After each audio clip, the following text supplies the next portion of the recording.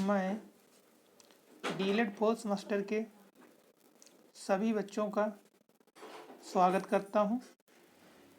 जैसा कि आप लोग जानते हैं, इसके पहले लेक्चर में मैंने आप लोगों को concept of area, concept of rectangle, square and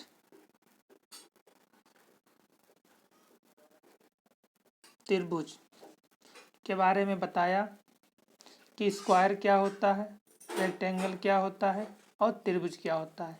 इसी के अंतर्गत मैंने आप लोगों को बताया कि concept of area and volume and capacity, इसके बारे में अगले लेक्चर में मैंने बताया था। आज मैं आप लोगों को area of rectangle, square and त्रिभुज के बारे में बताएंगे कि किस प्रकार एरिया ऑफ रेक्टेंगल की हम ज्ञात करते हैं, किस प्रकार वर्ग की निकालते हैं और किस प्रकार त्रिभुज की ज्ञात करते हैं। इसी के अंतर्गत मैं आप लोगों को सबसे पहले एरिया ऑफ रेक्टेंगल मतलब आयत, आप लोगों ने आयत के बारे में पहले ही पढ़ा होगा कि आयत क्या होता है। आयत जो है उसकी आमने सामने की भुजाएं बराबर होती हैं और आपस में जो साइटें हैं वो 90 डिग्री पे इंटरसेक्ट करती हैं, मतलब 90 डिग्री पे इंटरसेक्ट करती हैं। आमने सामने के एंगल समान होते हैं।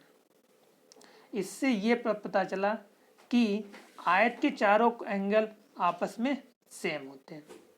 इसीलिए आयत का क्षेत्रफल जो होता है वो लंबाई गुणा चौड़ाई होता है। आयत का क्षेत्रफल equal to L into B. L मतलब लंबाई, बी मतलब चौड़ाई।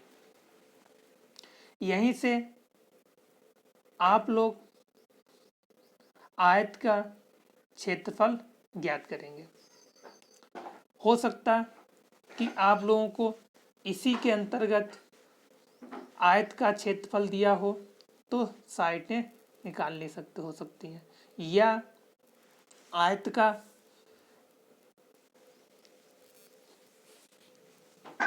पेरीमीटर दिया हो तो उसका एरिया निकालनी हो सकती है। इसी के अंतर्गत एक क्वेश्चन मैं आप लोगों को सॉल्व करा रहे हैं कि एक आयत की लंबाई तथा चौड़ाई क्रमशः 5 सेंटीमीटर 2 सेंटीमीटर है। एक आयत की लंबाई तथा चौड़ाई क्रमशः 5 सेंटीमीटर और 2 सेंटीमीटर है, तो आयत का क्षेत्रफल ज्ञात कीजिए। देखो, मैंने आप लोगों को बताया कि आयत का जो क्षेत्रफल होता है वो लंबाई गुणा चौड़ाई होता है। तो यहाँ पे लंबाई 5 सेंटीमीटर दी है, चौड़ाई 2 सेंटीमीटर दी हुई, तो आपस में मल्टीप्लाई कर देंगे तो 10 सेंटीमीटर स्क्वायर हो जाएगा इसका क्षेत्रफल।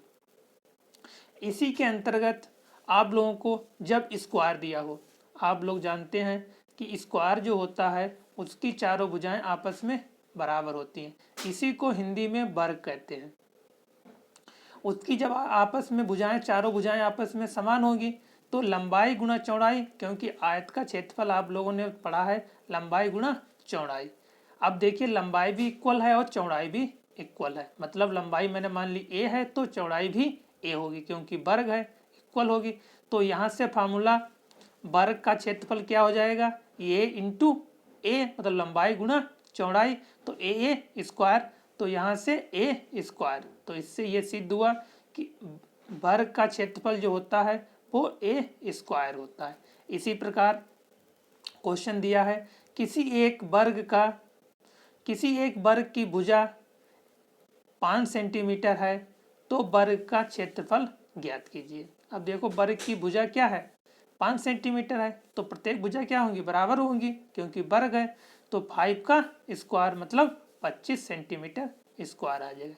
इसी प्रकार एरिया ऑफ ट्रायंगल, मैंने एक आयत बनाया ABCD, उसमें एक डायगोनल खींच लिया A से C बिंदु में, तो देखिए आयत जो है मेरा दो पार्टों में डिवाइड हो गया। आयत है वो किस में डिवाइड हो गया, दो पार्टों में डिवाइड हो गया। आप लोगों ने पढ़ा है कि आयत का क्षेत्रफल क्या होता है, लंबाई गुणा चौड़ाई, तो एल इंटू पी। अब देखो ट्रायंगल को मैंने दो पार्ट में डिवाइड कर दिया, तो एक ट्रायंगल मेरा हो गया ए बी सी, दूसरा ट्रायंगल हो गया ए डी सी, क्योंकि ए डी से मैंने एक डायगोनल खींचा है। अब देखो ये डायगोनल खींचा है, डायगोनल क्या कहता है कि कोई रेक्टेंगल मतलब आयत है, तो आप डायगोनल खींचते हैं तो वो आपस में इक्वल एरिया में डिवाइड करता है। तो इसका मतलब क्या हो गया, 2 टाइम्स दोनों ट्रायंगल आपस में बराबर हो गए, तो दोनों की एरिया ट्रायंगल क्या हो जाएगी, 1/2 एरिया ऑफ रेक्टेंगल, क्योंकि दो पार्ट में डिवाइड हो गया इक्वल में। तो area of triangle A B C equal to area of triangle A D C, आपस में क्या होंगे, इक्वल होंगे। तो area of triangle A B C equal to 1/2 area of rectangle. Rectangle की एरिया क्या है, एल इंटू पी, मतलब लंबाई गुणा चौड़ाई। अब देखो यहाँ पे लंबाई बी सी है और ए डी है, आपस में इक्वल है। चौड़ाई यहाँ पे ए बी है और सी डी है, दोनों बी है, क्यों आपस में इक्वल है, क्योंकि रेक्टेंगल। अब देखो यहाँ से एरिया क्या आएगा, 1/2 एल इंटू बी। अब देखो बी यहाँ पे लंबाई है, इसी को मैंने ट्रायंगल मान ली एच, क्योंकि 90 डिग्री पे इंटरसेक्ट कर रहा है। आप लोगों ने पढ़ा है कि area of triangle 1/2 base into height, मैंने जो लंबाई है उसको हाइट मान लिया क्योंकि परपेंडिकुलर है।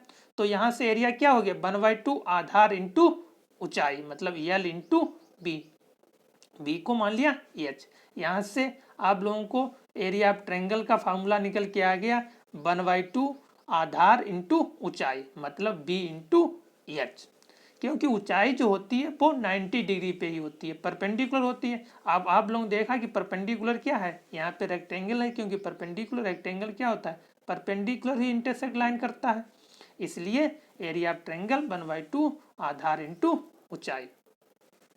इसी के अंतर्गत आप लोगों को क्वेश्चन कह दिया जाए कि एक ट्रायंगल दिया है जिसकी बेस मतलब आधार की लंबाई 6 सेंटीमीटर है तथा ऊंचाई 4 सेंटीमीटर है। लंबाई कितनी है 4, आधार की लंबाई कितनी है 6 सेंटीमीटर है, ऊंचाई 4 सेंटीमीटर है। तो एरिया ऑफ क्षेत्रफल ऑफ ट्रायंगल मतलब एरिया ऑफ ट्रायंगल की क्या होगी, तो 1/2 पी इंटू एच, बी कितना है 6 है, एच कितना है 4 है, 1/2 होता है 2 से डिवाइड कर दो, तो 2 से 4 गया 2 और 6 दूनी 12 सेंटीमीटर स्क्वायर किसकी, एरिया ऑफ ट्रायंगल। अब देखो एरिया आप लोगों ने area of rectangle, area of square और एरिया ऑफ ट्रायंगल पढ़ा है। इसी के अंतर्गत जब area of cube and cuboid घन और घनाभ की एरिया निकालनी हो, आप लोगों ने पढ़ा है कि क्षेत्रफल एरिया ऑफ क्यूब का निकालना पड़ जाए, तब क्या होगा 2l into B, L into B into H. आधार जो होता है उसमें क्या होता है क्षेत्रफल, आप लोगों ने पढ़ा है कि 2, क्योंकि देखो जब मेरा क्यूबाइड है मतलब घनाभ है, अब घनाभ जो होता है एक कमरे के समान होता है, अब उसकी एरिया निकालनी है। आप लोगों ने उसमें देखा वो 6 फलक होते हैं, आमने सामने होंगे 2, आमने सामने और 2 इधर उधर और एक ऊपर एक नीचे, चारों तरफ 6 से बंद होगा। अब लोगों ने देखिए उसमें एरिया क्या होगी, मैंने एरिया मान ली आमने साइड लंबाई और चौड़ाई की, देखिए लंबाई चौड़ाई 2 साइड में होगा, एक लेफ्ट हैंड साइड में होगा एक राइट साइड में होगा। आप लोग जिसे खड़े हैं तो एक लेफ्ट हैंड साइड में एक राइट हैंड साइड में, एक पीछे एक आगे एक ऊपर एक नीचे, कमरे के अंदर है। तो एक कमरा जो होता है एक तरह से घनाभ के आकार का ही होता है। तो इसका क्षेत्रफल निकालना हो तो 2 ब्रैकेट एल बी मतलब लंबाई गुणा चौड़ाई प्लस चौड़ाई गुणा ऊंचाई प्लस ऊंचाई गुणा लंबाई, मतलब ये हुआ कि 2 bracket L B plus B H plus H L. आप लोग इसे नोट कर लीजिए, ब्रैकेट बंद। ये क्या हो जाता है, एरिया ऑफ घनाभ। मतलब क्यूबाइड की एरिया होगा, क्षेत्रफल ऑफ घनाभ का फार्मूला हो जाए। अब इसी प्रकार घन का हो, आप लोग ने पढ़ा है कि घन क्या होता है कि उसकी सभी भुजाएं आपस में क्या होती हैं, बराबर होती हैं। तो देखिए एल बी और एच तीनों आपस में क्या होंगी, सेम होंगी। मैंने मान लिया ए। अब आप लोगों ने घनाभ का क्षेत्रफल पढ़ा 2 bracket L B plus B H plus H L. अब देखो सब आपस में सेम है, तो एल बी एल ए है, बी ए है, तो ए स्क्वायर हो जाएगा। इसी प्रकार बी ए है और एच ए है, तो ए स्क्वायर और प्लस ए स्क्वायर। अब देखो ए स्क्वायर प्लस ए स्क्वायर प्लस ए स्क्वायर कितना हो गया, 3 टाइम हो, 3 टाइम हो गया, तो 2 मल्टीप्लाई 3a स्क्वायर, 2 और 3 6 हो गया, तो 6a स्क्वायर। तो यहाँ से क्षेत्रफल ऑफ घन फार्मूला हो जाएगा 6a स्क्वायर। यहाँ से आप लोगों ने ये सीखा कि आयत का क्षेत्रफल कैसे निकालेंगे, वर्ग का क्षेत्रफल कैसे निकालेंगे, ट्रेंगल का क्षेत्रफल कैसे निकालेंगे, मतलब त्रिभुज का क्षेत्रफल कैसे निकालेंगे, और घन का क्षेत्रफल कैसे निकालेंगे, और घनाभ का क्षेत्रफल कैसे निकालेंगे। इसी के अंतर्गत सम क्वेश्चन दिए हुए हैं जो आप लोग सॉल्व कर लेना, और इसके अंतर्गत किसी भी बुक से आप लोग क्वेश्चन लगा लेना। अगर कोई प्रॉब्लम आती है तो मुझसे संपर्क करना। थैंक्स।